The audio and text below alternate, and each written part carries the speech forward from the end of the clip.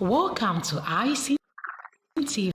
Please like, share, comment, and subscribe. Thanks for watching. Ẹ kú dédé àsìkò yìí ní gbogbo ibikíbi tẹ́ ẹ ti ń wò wá káàkiri orígun mẹ́rẹ̀ẹ̀rin àgbáláyé lẹ́ẹ̀kan sí i.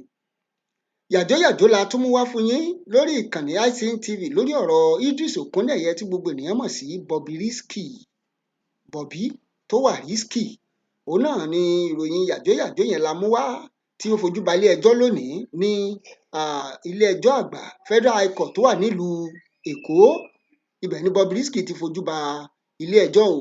Nígbà tí wọ́n fi ẹ̀sùn 6 ni wọ́n fi kàn án nígbà tí wọ́n mú Bobriski. Idris Okuneye dé ilé ẹjọ́ níwájú Justice Abímbọ́lá Awógbọ̀rọ̀. Ẹ̀sùn 6 tán yányán ni wọ́n fi kàn án. Nínú 6 ọ̀hún ni Bobriski ti bú sẹ́kún gbẹrẹgẹdẹ wò pé ẹ jọ̀ọ́ àwọn nǹkan kan wà tí mi mọwọ́ ní ìmọ̀ẹsẹ̀ nínú ẹ̀ o, ẹ jọ̀ọ́ o.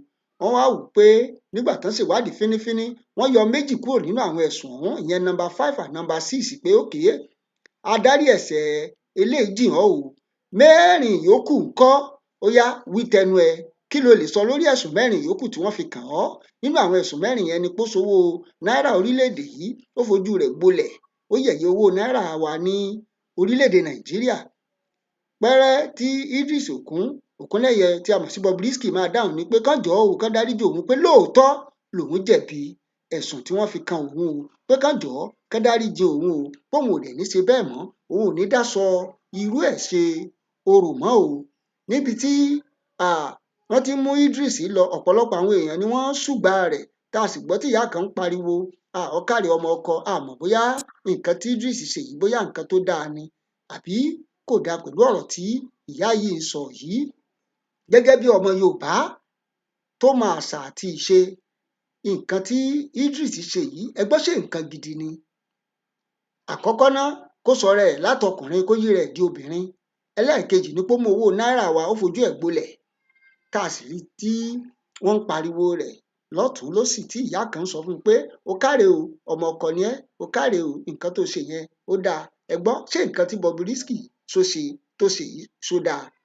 A fẹ́ kẹ́ wo fọ́nrán yìí bí àwọn èèyàn ṣe ṣùgbà rẹ̀ o, tán ṣùgbà rẹ̀ nígbà tí wọ́n mú Bobriski dé ilé ẹjọ́ tó fẹ́ wọ wájú adájọ́.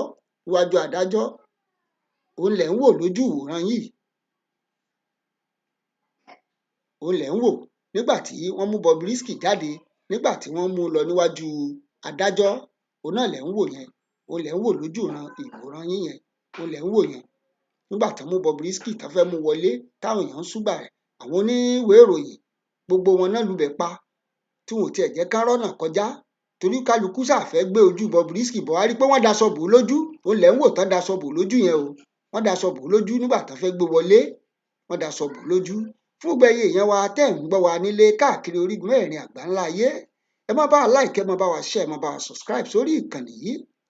Àwa máa wí pé ní gbogbo ìgbà tá a bá ti ń wá wípé ẹ̀yin olùgbọ́ wa, ẹ ṣé o tẹ́ ń tẹ́tí sí wa ní gbogbo ìgbà.